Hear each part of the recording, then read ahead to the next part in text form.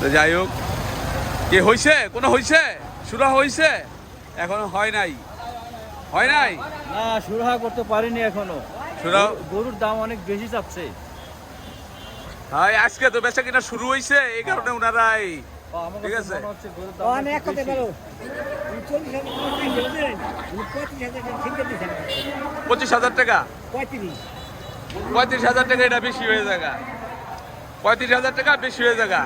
গরু 35,000 টাকা কোনো দিকে বেশি হয় না।